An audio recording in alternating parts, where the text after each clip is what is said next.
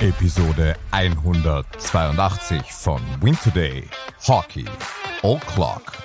Matt Fraser, Stürmer, KAC.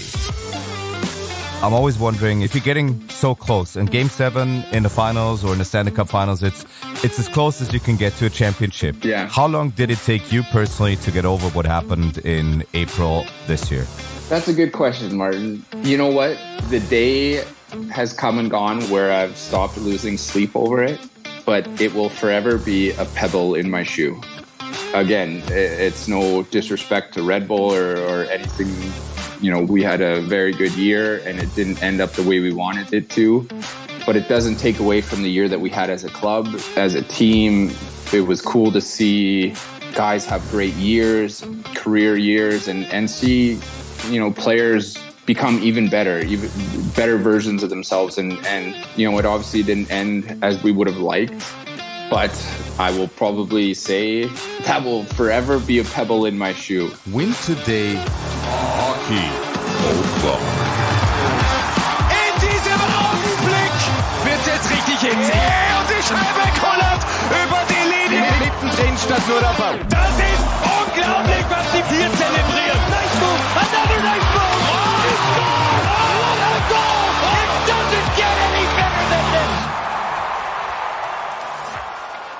This is a conversation I was looking forward to so much for so long, and it's finally happening. He is here on win2day, Hockey O'Clock. He's one of the import player mainstays of the win2day Ice Hockey League. He's the scorer of the championship winning goal of Klagenfurt's last title. He's probably the best shooter in the entire league. We'll get to that and so many more things. I didn't think I would make you laugh just with my intro, but we'll digest so many things. It's Matt Fraser, and I'm so happy that you're jumping onto the show. Hey, I appreciate it. Thanks for having me, Martin. Why did it make you laugh when I just said that you're probably the best shooter in the league? And we've got many great ones, but you, to me, stand out, and probably that's going to be the first topic that we tackle. Well, it's just nice of you to be pumping my tires a little bit. That's all. Because I was always wondering, and when we talk about the great shooters in the league, names like Brian Lebler come up, but yours in close contention. And many years ago, I talked to Brian Lebler, and I was just wondering how he got his shot. And he told me that from a young age onwards, he was just hitting pucks into a brick wall in the driveway over and over again, probably thousands of times. How did that go with you? Yeah, you know what? It's a very similar story. I mean, where I'm from, we actually have the most outdoor rinks per capita.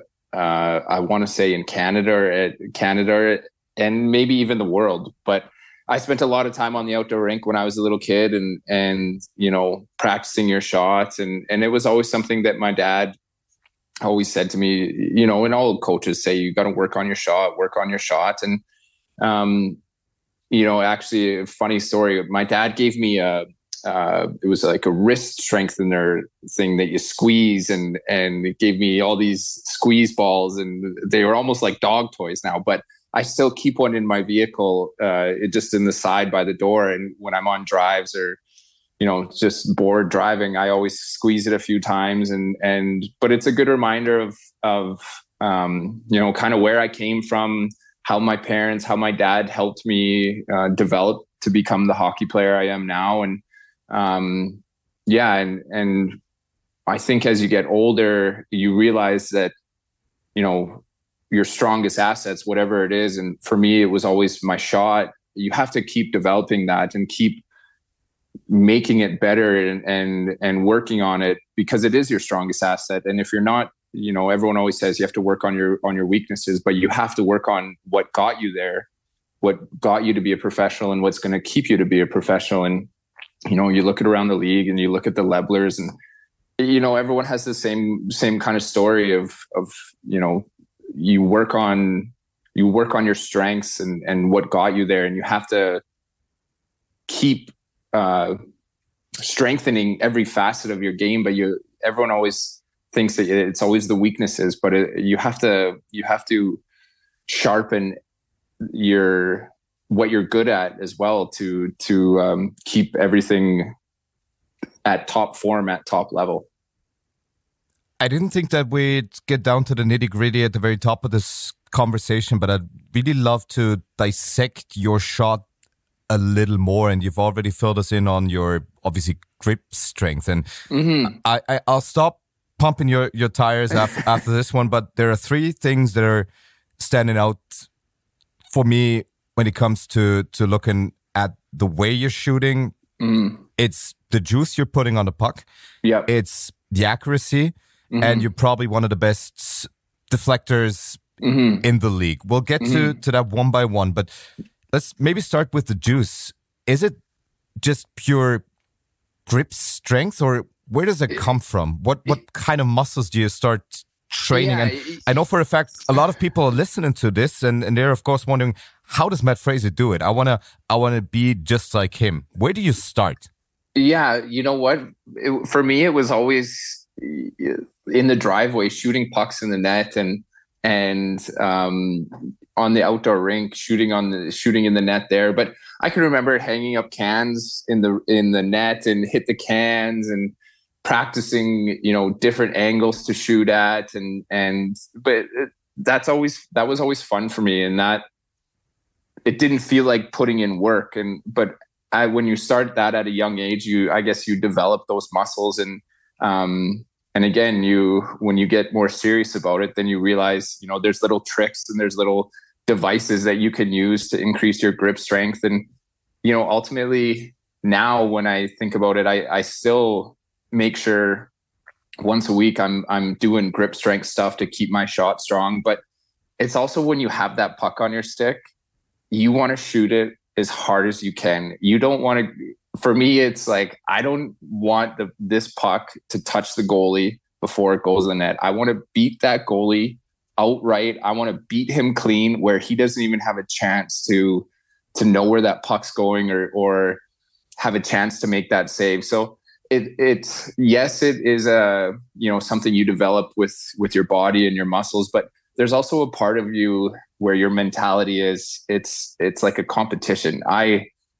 I know what I've got in my bag, and I think it's better than what the goalie's got, and I'm going to prove that. And it's kind of having a bit of a killer instinct with it, and having a mentality that, I'm gonna make this goalie look stupid, kind of. And that might be the wrong way to phrase it, but it's. When you have that puck on your stick, there's not a better feeling than beating a goalie outright and just hearing it hit the net and knowing that there was no chance for him to save it. And that's, for me, is something that, really gets my juices flowing. I know for a fact a lot of league goalies are listening to this, so they're probably listening in very closely when we start doing the anatomy of a pure goal scorer and a great shooter. We tackle kind of the juice part, but the accuracy. You mentioned hanging up the cans and trying to hit them, but how do you work on your accuracy, especially when you might be turning pro, when you know that this might be your career? Yeah, again, you work on your shot, you work at hitting your target and shooting before practice and shooting from different angles and stuff like that. But it's just putting in a lot of time with it. It's putting in the time, the effort, and you're going to miss the net a lot as you're kind of finding where you want to shoot it. But when you're comfortable, when you know where you're shooting and you're comfortable that the puck's going there, then it's just like everything's smooth. Everything's just a smooth motion, and it becomes almost just like a natural feeling, is like skating. You get that puck on your stick, and even without lifting your head up, where that net is,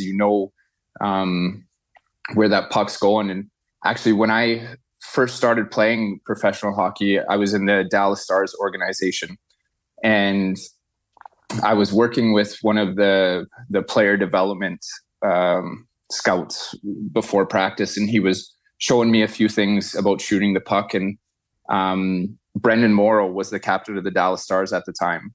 And when he was ever going through a scoring slump or was having trouble finding the net, he would put pucks all around the face-off dot, and he would shoot all these pucks, but he would never lift his head up. He would always keep his head down and just instinctively know where the net was, because lots of times when you're that close in, you don't have time to lift your head up and find the spot that you want to shoot. But with keeping your head down and just shooting it as hard as you can, you instinctively know where the net is.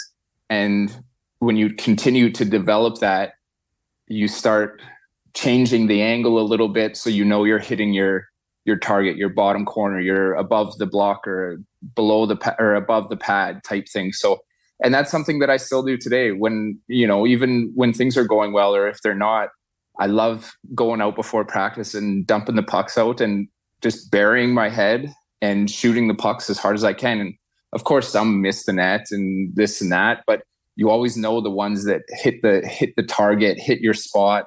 You can hear that net that sound. Yeah, that sound. And it's, again, like we talked about earlier, it's about honing your craft and sharpening the skills that got you there, that are going to keep you there. So yeah, it's one of those things that you just enjoy working on, and it's fun to go out and do, and it makes you feel like a little kid again, skating around on a rink, and there's no pressure or anything, but instinctively you're finding ways to score goals, and that's a part of my job. You mentioned the sharpening part, and there's a saying that iron sharpens iron. And how much does it help in the development or has it helped in the development of your game to go against one of the very best goaltenders in the league, day in, day out in practice with Sebastian Dann?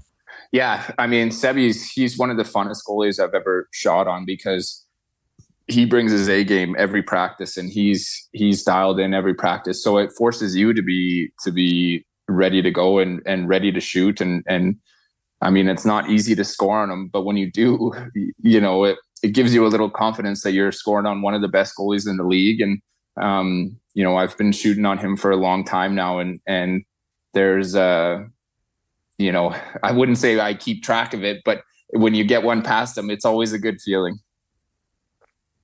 We tackled the part as regards how you put juice on your shot. We tackled the part how you're starting to get more accurate. And then there's the part where you really excel, especially on the power play when it comes to deflecting shots. How do you get good at deflections? You know what? That's another thing that it's just practice and being comfortable in front of the net when guys are taking shots at you. And I think honestly, that's the biggest thing nowadays is it's almost like a lost art being the guy in front of the net. You look at a guy like, Thomas Raffel, he's made a heck of a career about being that guy in front of the net where he's tough to move. He's good at tipping shots. He's good at, getting in there and it's a dirty area. It's a hard area to play. You get whacked and you get slashed, but you got to go to the hard areas to score goals. And even when you're looking for a goal or you're in a slump or something like that, most times the goal that breaks you out of it is you're going to the net and it goes off your shin pad or it goes off your pants or it's a tip or something like that. And I've always prided myself on going to those areas and being a big body there and being a presence there and kind of getting in those dirty areas. So, but as for tipping pucks itself, it's just something that you practice. It's something that, you go out before practice and you get guys to take shots from different angles and like seeing how the puck comes off and seeing where you can tip the puck and that for sure is something, or it's a skill that can always get better every day. And lots of times the hardest part even isn't tipping the puck. It's just getting to the net because the defensemen are so good nowadays that it's just hard to get there. It's hard to stay there because they're trying to push you out. And, and then when you get there, you got to stay there and you got to, you're going to get hit by some pucks. You're going to get slashed. You're going to, all that stuff. But, if whether you tip it or you're a screen, and the puck goes in, then it feels just as good. Got two questions on that regard or that area of your play. I was always wondering about the fact not only how you get good at deflections, and I've been to many practices, and especially at the tail end, you can always tell who's really invested in his craft, and those players sticking around after practice, still doing deflections and other drills. How do you create chemistry with the guys providing you with the wristers and sometimes even the slap shots? How does that develop? Yeah, I always try to take the guy, I always like going with the guy that is on the point on the power play. Just because most times he's the big shooter on the power play, and those are the ones that you really you want to make sure that you're in front of the net for, and creating a screen or creating chaos down there. But you know what? It's something that you grab one of the younger guys and you say, hey, this is what I do. This is what works for me. This is how, if a shot's coming from this way, this is where I position myself. It's this side. This is how I position myself. And, it's a craft in itself. And for the guy shooting the puck, I mean, that's also a skill, because you obviously can't high stick the puck, and you want it 2 or 3 feet off the ice so you can get a good look on it. And so it's just something that, everyone has to do their job in order for that to work. And when it does work, it's beautiful. And it's a great feeling when you get a nice tip, or you're in the way and the puck goes in. And so, it's just something that's an everyday skill that you need to work on.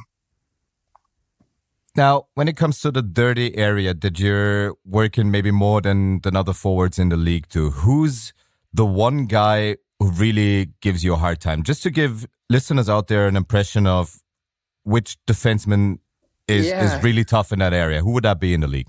Yeah, I would like to say that I'm tougher than all of them, but I know that that's not true. A guy like Dennis Robertson on Red Bull, Lewington on Red Bull, and I say that just because we had a grueling series with them last year in the finals, and I know how hard it was for myself, and so those guys would be up there. They're tough. They're mean in front of the net there, and but you know what? We got lots of guys on our team that do the same, and it's all about creating a presence there, and obviously their job is to get you out of there. At the end of the day, I talked to some of those guys a little bit after that, and we both said how hard it was to be in front of the net, because if he wasn't slashing me, I was slashing him, and vice versa. So it's just all about battling for position and trying to get the upper hand on each other. And the other part of it that I absolutely love is it creates a little competition within the game. It creates that, that mentality of, kind of like, F you, this is my spot. I want to be better than you here. And this is, you're going to have to take me out of here. And that competition is really what drives me, when I line up against them, that I want to be better than him, because I know he's thinking the same thing. And when you have that internal competition with another guy inside of the game, it just makes it that much more fun. It gives you, something a little bit more to play for, a little bit more, intensity when you get to that spot. And if people are just taking away one thing from this conversation, just watch the battles in front of the net a little closer next time around. Don't watch the puck, watch what happens in front of the net, because that's where usually the good stuff is indeed happening. Yeah, exactly. When I thought about having this conversation, I didn't really think that we spent 18 minutes just dissecting your shot and everything that makes you great as a player. As a matter of fact, I extended an invitation to a couple of fans on a fan forum to ask questions that I'd be able to ask you. in their stead. And every time a Klagenfurt player comes onto the show, there's so much more interest in what they're all about than with other teams. And it's just hockey in Klagenfurt feels different. You've been part of another win2day Ice Hockey League organization with Dornbirn, granted a smaller city, but still in a hockey crazed state. But what to you makes Klagenfurt feel different than other parts of the world that you played hockey in? Yeah. That's such a good question. I don't even know really how to answer that other than, I would say we're a team. The team is surrounded by the city. And what I mean by that is everywhere you go, people recognize you. People, for good or for worse, have an opinion on the game, have an opinion on a player, this or that.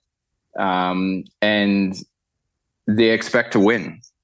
That's always been the standard here. That's always been what makes this organization great.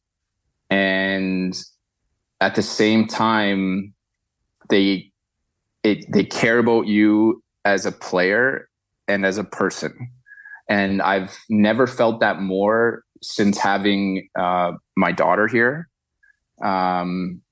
Just the amount of fans that have reached out and said congratulations and this and that. And but there's a standard here. There's a standard that we expect of ourselves as a team, as an organization, and what the city expects. And there's been a long-standing tradition of winning in Klagenfurt. And when you have that history, that winning history behind it, that's what fans come to expect. And again, it's obviously, it's hard to win in this league. It's hard to win every year and be successful every year.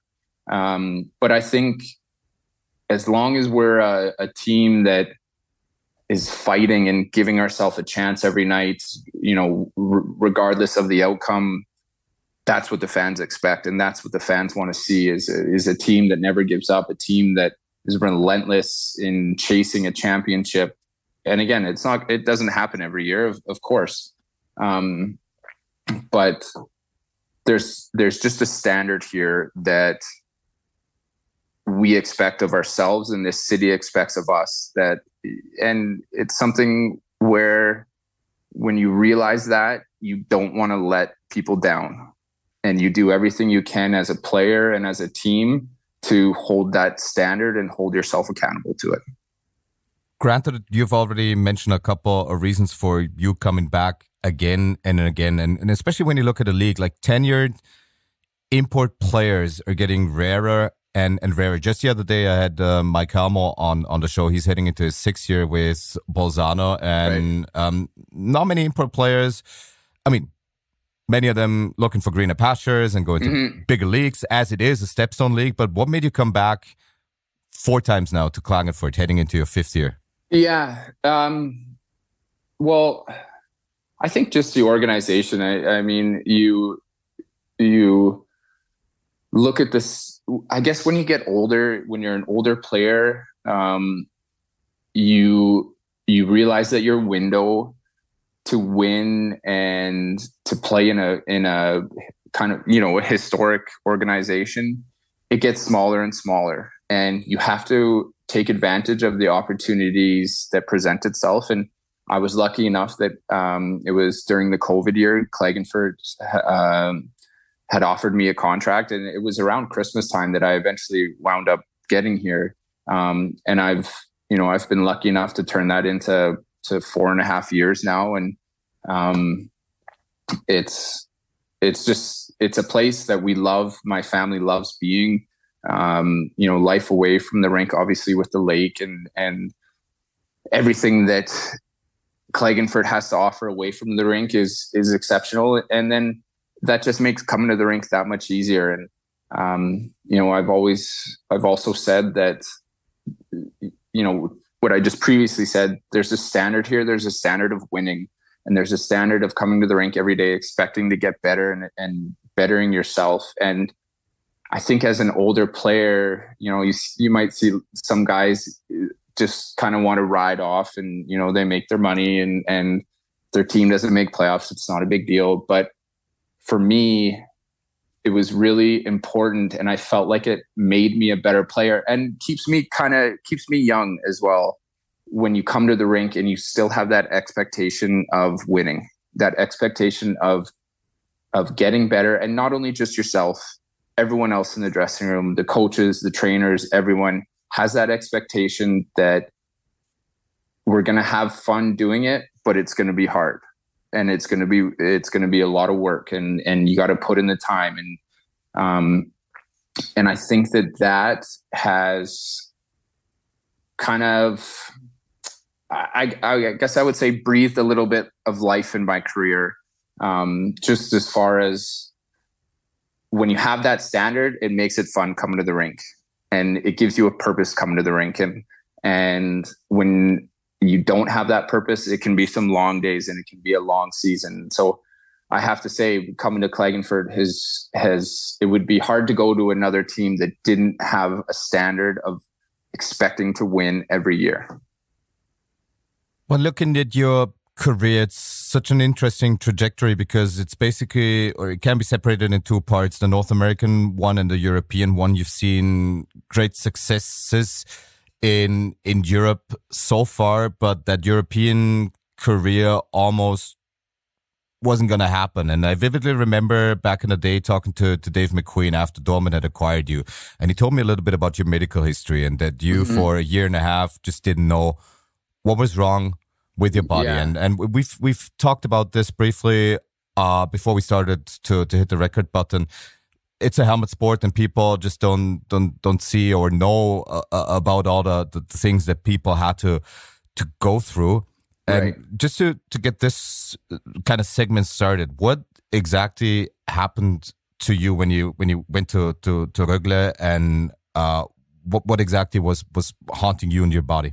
Yeah. It was a crazy time in my life. It was my first experience coming to Europe. I had just signed with Rögle in the Swedish league. And about a week before I was scheduled to fly over, I kind of had some weird feeling in my body, and I was stiff and sore, and it wasn't normal. And I knew it didn't feel right. But at that time, you're just thinking, okay, get me on the plane, get me over there, and we'll figure it out when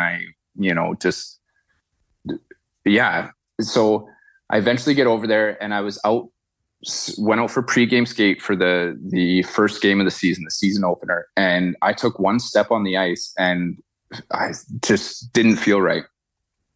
Got off the ice, saw the trainers, and it took about probably 3 or 4 weeks to get a firm diagnosis. But they said, the doctors told me it was called reactive arthritis. So they thought that I got bit by something almost like Lyme's disease or a tick or something like that.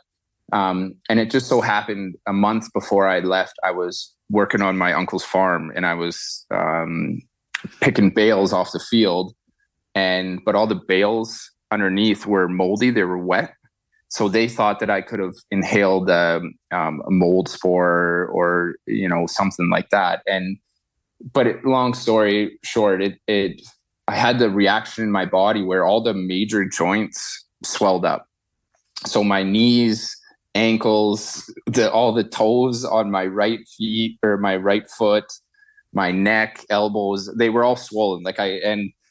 It was crazy. I couldn't move. Like it was really, really painful. And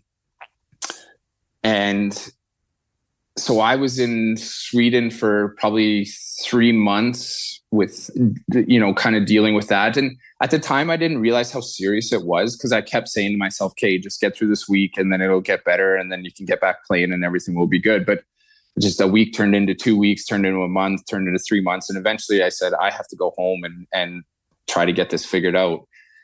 So I flew home, but two years prior to that, I was with the Edmonton Oilers, which is only an hour and a half from Red Deer, where I'm from. And I still had a good relationship with them. And and I knew all the doctors. And so I just texted them and I said, hey, I was wondering if I could come up and see you. This is kind of my situation. And I'm forever grateful for them because, had I not, it sounds bad, but had I not been an athlete, it would have taken me months to get in to see these doctors, these specialists and everything. And they kind of fast tracked me through.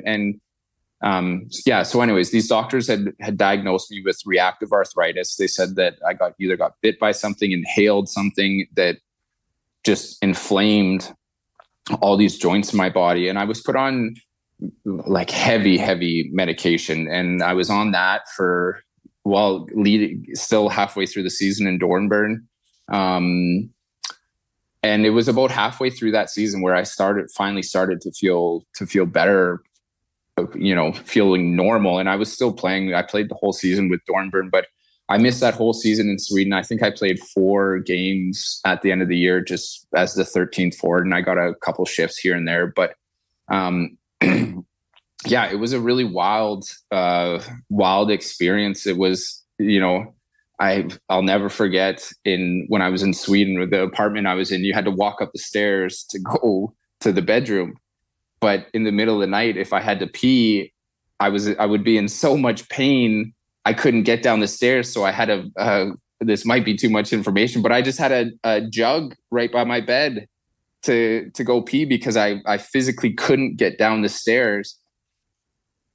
And, it's, you look back at it and you think of how crazy of a time it is. It feels so long ago now. And, I haven't had any reoccurring instances with that. But it made me feel very fortunate for my health once I got things back in order. And, just a wild experience. And, like I said, I eventually did get back to Sweden and played a couple games, but it's, it was as your first year in Europe too, you're excited. It's a new challenge, a new experience. And then to have that happen and you're there by yourself. And it was a bit of a lonely time just because, when you're here, you're focused solely on hockey. Your world kind of revolves around it. And when you're dealing with this and you don't really know what's going on with your body, it was a challenging time, but I honestly think it was something that kind of helped me grow as a player, helped me grow as a person and realize, we have some great days at the rink. We have some bad days, but ultimately you got to look after yourself. You got to look after your health. And that's the most important thing. Now that 16, 17 year in Sweden, you're 26 years old. You're basically hitting your prime as a hockey player. You have this ailment and lots of players go through different ailments, but you just not knowing what's wrong with your body. And everybody has got different strategies of coping with disease and things that are wrong with you. How did you never kind of lose faith that you wouldn't get this or wouldn't turn the corner on this? Yeah. When you're in it and you have an injury like that, and it's different than having a broken bone or something, because eventually that's going to heal. But when this happens, I vividly remember thinking like, okay, next week we got 2 games. I'm going to be ready for those games. And then, next week turns into 2 weeks,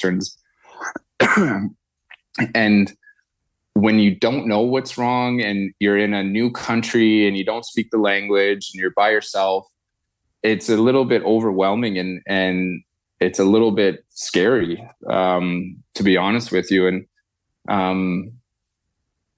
And when there's no end, when you don't know when the end point is going to be, it's a little bit frightening because you kind of wonder like, is this going to be with me forever? Is this my hockey career?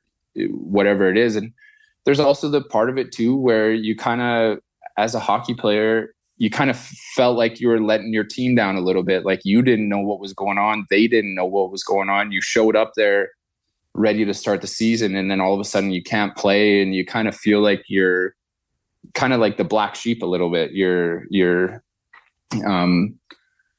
But I was lucky that I got some great help, some great assistance from the doctors, and they were confident in their diagnosis, and that's all you can really do is trust that the people that are smarter than you know what they're talking about and know what they're doing. And it was, like I said, it was a wild experience. It was crazy, but it did teach me a lot about myself, and there's some dark days, but it all gets better, and you have to have the right mentality and this and that. And, I could say everything about it, but, ultimately it was scary, and it was a kind of a scary time for myself personally, but for my hockey career. And, my parents are wondering what's going on and this and that. And, but you put the trust in the people that have experience with it, that know what they're talking about. And you kind of do what you need to do to get yourself back to, first and foremost, back to just feeling like a normal person and living day-to-day life. And then after that, you worry about the hockey part of it. But it just put lots of things in perspective for me. And it's something that I try not to forget to this day, that, I live a very blessed life. I get to play the funnest game in the world and go to the rink every day. But if you don't have your health and you don't look after yourselves, then those days can get kind of dark. So now you're having the year from hell in Sweden, not knowing what goes on. Next year gets you to Dornbirn, granted to a smaller league, but apparently you rediscover your hockey mojo. Was there ever a point where you thought, this is me again, I'm back? Yeah, you know what? I'll forever be grateful for Dornbirn. Again, I kind of consider that my first European experience. Because going there, I didn't know what to expect. I'll be honest with you. I didn't know anything about the Austrian Hockey League. I didn't know what I was getting myself into. My agent just said, there's a team that's looking for you. And I had one friend on the team. His name was Dustin Sylvester. Whom you played junior with. Yeah. And him and his wife were there, and we lived close to each other. So I spent a lot of time with him. And I'm forever grateful for him and Sam, because they kind of took me in a little bit and showed me the ropes and everything. And, but I'm very grateful for what Dornbirn did for me. They knew my medical history, and they still took a chance on me. And, and going to Dornbirn, where, again, no disrespect to them, but maybe there's different expectations of a successful season to them as compared to, a Klagenfurt. You're right on point. That's no disrespect. Yeah. So it really, I was able to go in there and just play hockey and kind of have fun doing it, and have fun going to the rink and just enjoying myself. And that was a huge turning point for me in my career, because had I gone to a place where I wasn't having fun, I wasn't enjoying myself, that probably would have been it for my career after going through that. So, I had just a great experience there. I just can't say enough good things about it. So thanks to Dornbirn, we're getting to enjoy you, or we're getting to see you for a 6th year in our league, granted that little stint in Germany. Yeah. But in those 6 years, or in your 6th year that you're now heading into, you've seen it all. You've won a championship. You lost out on a championship in the finals. And I don't want to tear open all wounds again, but I'm always wondering if you're getting so close in Game 7 in the finals or in the Stanley Cup finals, it's as close as you can get to a championship. Yeah. How long did it take you personally to get over what happened in April this year? That's a good question, Martin. You know what? The day has come and gone where I've stopped losing sleep over it, but it will forever be a pebble in my shoe. Again, it's no disrespect to Red Bull or anything. We felt we had a very good year, and it didn't end up the way we wanted it to. But it doesn't take away from the year that we had as a club, as a team. was cool to see guys have great years, career years, and see, players become even better versions of themselves. And it obviously didn't end as we would have liked. But I will probably say that will forever be a pebble in my shoe. I don't think about it anymore. And it's a new season. There's new challenges and everything. But, when I'm done playing and you look back at your career and, championships you've won and this and that one will be one where it's will still bug me. Yeah. Promise, this is the last question that I'm going to ask you about that. No problem. That time of the year and then obviously game 7. But I was heading into, and I have to preface this a little bit, into the game. And I was like, doesn't matter who wins game 7, that team has deserved the championship and is a deserving champion of the win2day Ice Hockey League. And everybody on our staff, on our crew, and I'm sure a lot of fans, neutral ones too, were hoping for a great game. And then the game is just so lopsided. And Salzburg, like, it seemed every time you had a great scoring chance, Salzburg took it the other way and scored. And it was 3-0, 4-0. And we're heading into the third, and we're going like, well, maybe Klagenfurt has an answer and a quick goal would help the cause, and it's 5-0. What's the point where you indeed lose faith on the bench and just go like, Jesus, this is, for whatever reason, not our day? Yeah, as a competitor, as a player that's been around, you don't lose faith until the game is actually over. You always, as long as the game is going, you always feel like you have a chance to win it. And, for whatever reason that day, we didn't have it. We didn't have the juice. And, that might be one of the most frustrating parts of it, because, it was such a well-played series by both teams for 6 games, and it was fun to watch. And, I had friends back home, family back home watching, and then to come out on game 7 and have that happen. It stings. And like I said, it will sting for a long time just because we didn't get the job done. But, ultimately, sports sometimes don't work out the way that you want them to. And it's just part of the journey. And unfortunately, we were on the losing side of it. But, something that it did teach me and taught me, and it will kind of continue to teach me and that I try to bring to the rink every day, is that there's never going to be an easy day at the rink. There's always a day that you can work on something, get better at something, because you might find yourself in a situation where you got to dig deep. You got to pull something out that you haven't had to do before, but that you're ready to do it. So, I feel like we played a very good playoffs. We played 6 great games. And then for one game, we didn't have our best.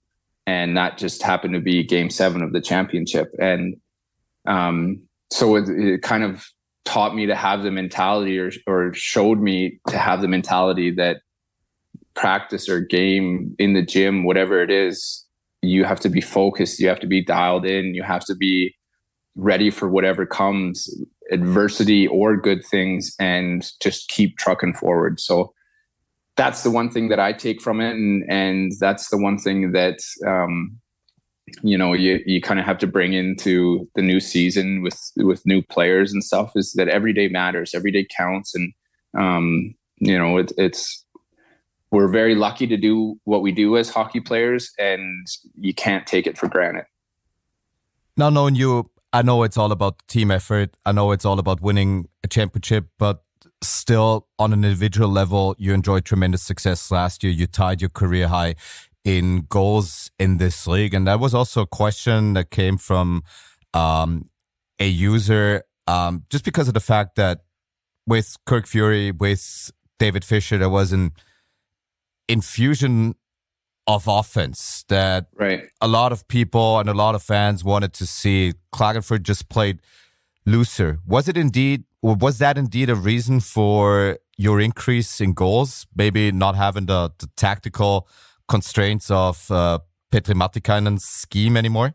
Yeah, I think just when Kirk and David came in, it was just a breath of fresh air. And I think a lot of people, when they first were hired, were, probably looked at it as, maybe they didn't have enough experience or this or that, or they've played with guys on the team. So they're whatever, there was always some noise about it. But you know what, right from day one, both Kirk and David have been great, and they've come up with new ideas, fresh ideas, and a little bit too, they're that new school coaching. They're teaching players, they're showing players the different ways to do it. It doesn't necessarily have to be black and white. But at the same time, they're still very demanding of us, and they know the standard. They're familiar. They've played here. They've been around here for a long time. They know the standard that we expect, that they expect, and the club expects. So, playing for them, it was easy, just because of that fresh air that they brought to the room, that new kind of mentality, and that young guys, old guys, everyone has a job to do, and we rely on each other, and we care about each other. And they just had so many great ideas throughout the year that kept things fresh for us, and kept us motivated, and kind of brought us closer as a family, and brought guys, dragged guys in. So, it honestly felt like after Christmas that dressing room really ran itself, which is a pretty special thing, because again, as an older player, you've played on lots of teams where, you kind of know that you don't have a chance to win. But that early in the season, where guys are coming together and guys are caring about each other to the point where the dressing room is basically running itself. Everyone knows their job, knows their role. That's a special feeling. And it's something that, as you get older, you realize doesn't happen very often. Just to give people an idea, because sometimes that might be used as a cliche, like 99% of hockey teams would argue during the year, we're tight-knit, we're so close, we're like a family. But when you were talking about fresh ideas that they brought to the table, could you give us an example of one?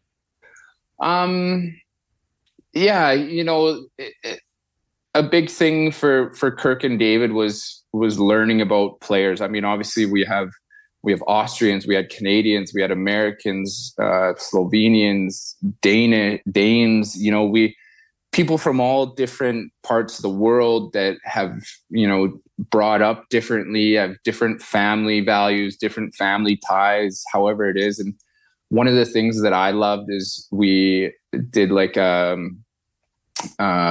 two things actually really stick out to me. We did a show and tell, basically. So a guy would bring something in that was special to him, that, whatever it was that reminded him of family or motivated him as a player, or, whatever it is. And you get to share a little story about this item that you brought in. And I thought that was so cool, because I haven't done anything like that since elementary school, since I was a kid, show and tell days. But it was really, really, it was fascinating to hear, about guys and their history about this item and what it means to them. And you see it in their stall and you're like, oh, it makes, I understand why that's in there now, and what that means to that guy. And you see the player in a different perspective, other than just being a teammate and a player on the team. You see them more as an individual. And I truly think that brought us closer together as a group. And again, you view him as a person, not as a teammate. And I think that really brought us, you get to know him on just such a deeper level. And I felt like that was really special for us as a group, getting to know people on a deeper level. And the other thing I really loved is we had a team barbecue, and each player had to bring a food, like a potluck, had to bring a dish that was kind of from their home country. So I think we brought chicken wings and poutine, and there was some, I can't remember exactly what it was, but there was a dish from each different kind of country and everything like that. And I thought that was really cool too. And, people might look at that and laugh, but it's something that was so small, but both David and Kirk were so, they're so good at bringing everyone together and making people feel important in their own ways. But just to get this straight, poutine, isn't that a Quebecois thing, or is it something in Alberta too? You know what? I was limited. It was either that or I could have maybe called my dad to bring in a Alberta beef ribeye steak or something like that, but I didn't have the time to do that.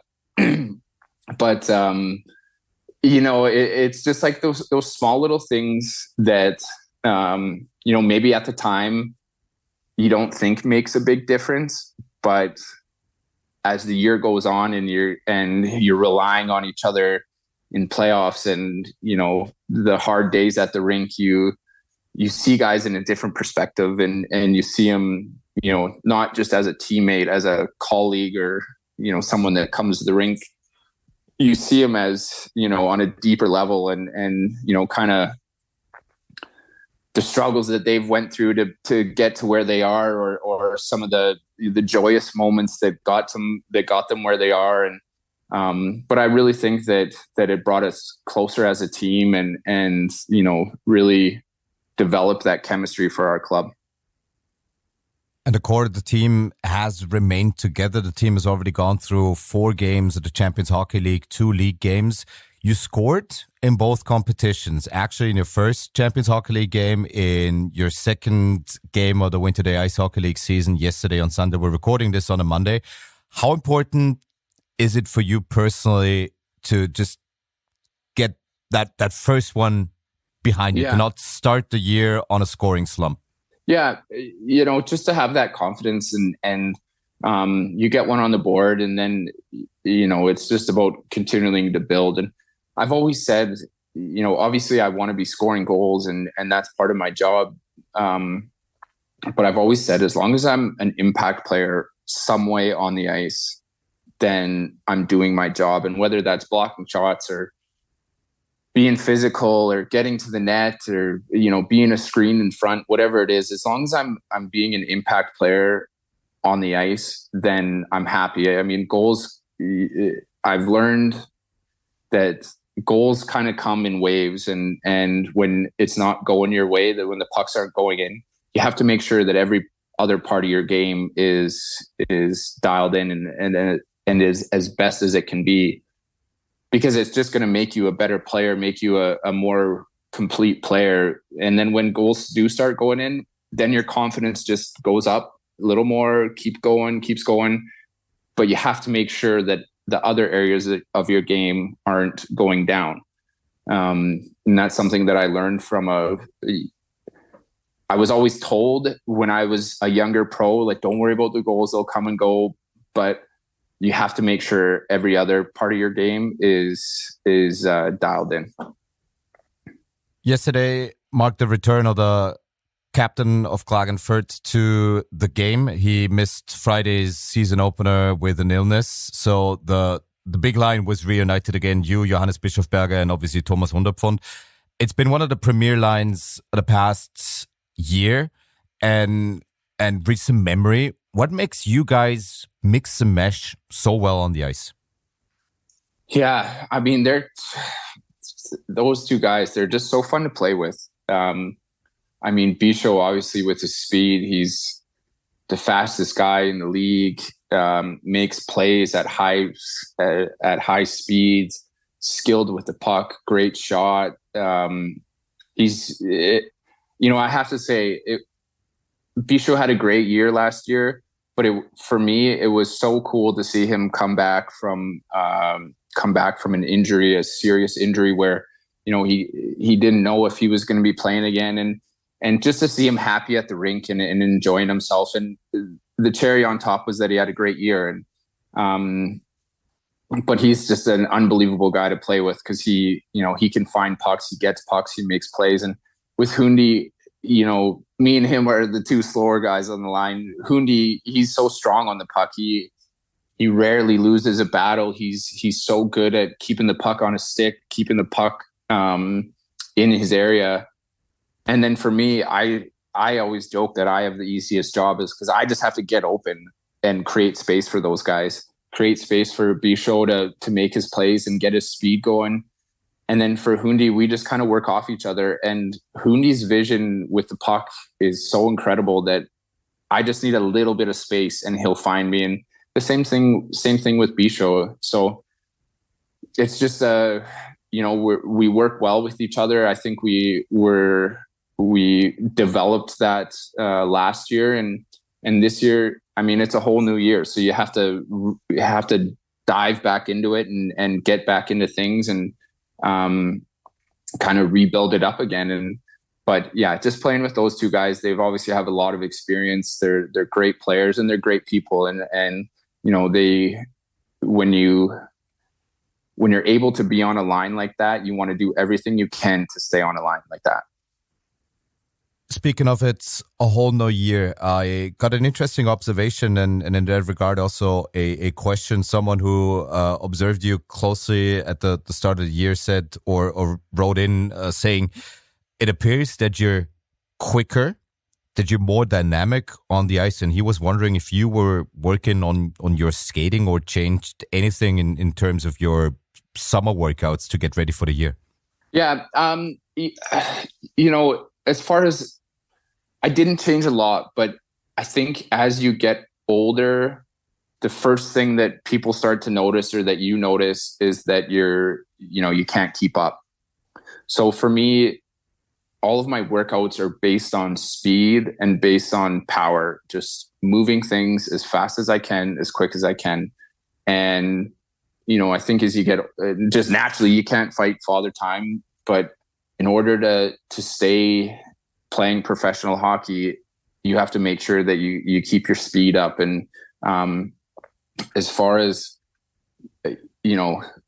all my workouts are based on speed, based on power. I don't do a lot of heavy lifting anymore. It's just moving things as fast as I can, as quick as I can, and lots of jumping and lateral jumps and stuff like that. And the other thing I do is yoga. I do yoga probably 4 times a week. Because again, as you get older, injuries are a little bit, harder to avoid, and recovery is essential. So doing yoga for me it's been part of my life for a long time, probably since that injury in Sweden. But it's just something that I think is so good for your body and so good for your mind as well, just to kind of shut off for an hour and work on a few things and keep yourself mobile and keep your muscles moving the way that they should be. Obviously, a lot of games happening in a short time frame. There's an away trip to Linz tomorrow. There's another huge away game in Fehava on Friday. And then there's the derby on Sunday looming. At what point do you start looking forward to a derby game? Is it already that time of the week to be looking forward to Sunday? Or are you someone who tackles it one by one and takes it game by game? You know what? I think you always have those games circled on your calendar. Those games always have a little bit more zest, a little bit more juice to them. So yeah, you always know when that's coming. But for us, just getting the season started, getting the season underway, it is important, and it's so cliche to say, but it is important just to take it one game at a time, because at the start of the season, there's always lots of things to work on. There's always lots of things that need to get better. And if you start looking too far ahead of, what's coming, then you're going to get lost. And Yeah, but you know, those derby games, there's nothing better, and there's nothing better when we're playing in Vlock and the fans are booing us, and I'm sure they would say the same thing when they come to Klagenfurt. So it's that's always, you know, it's a special game for sure, but we just try not to look too far ahead, or else we'll kind of get lost in the mix of it.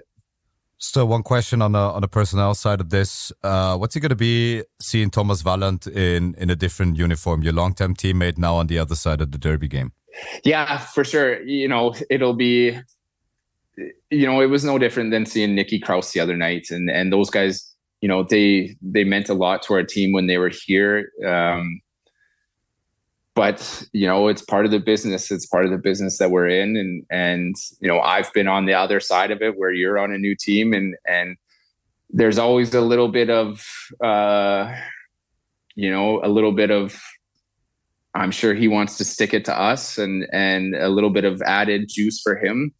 But, ultimately it comes down to us against them. And you just put those feelings aside and carry on. We're still very early in the year, and there's not much merit to really talk deeply about strengths and weaknesses. But just in one regard, if you're looking at the team that Klagenfurt is having right now, and obviously still some injuries and people wanting to get back, and just at the team that you had last year, in what regard is this team got to be different? In what area will this team surprise people when compared to the team of last year?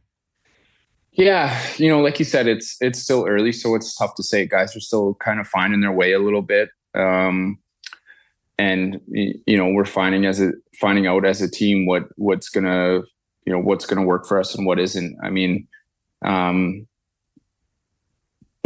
don't even know if I can really comment on that yet, but what I can say is we love the guys that we've brought in. I know they're excited to be here. I think the challenge for any team at the start of the season is just getting everyone on the same page and getting everyone playing the same way. And I think, again, like we talked about earlier, there's a certain standard in Klagenfurt that, when you've been here for a while, you know what that is and you know what to expect.